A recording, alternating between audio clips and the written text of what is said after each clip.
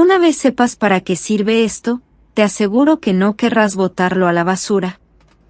A menudo cuando terminamos de utilizar el baño, este tiende a quedar con un olor desagradable que dura horas.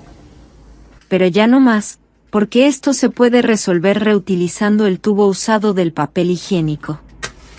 Todo lo que debes hacer es tomar un fósforo o encendedor, y prenderlo. El material del tubo es de cartón, el cual al incendiarse, absorbe todo el olor a azufre presente en el baño.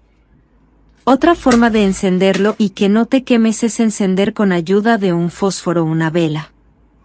Y prender el rollo de papel después de hacer nuestras necesidades.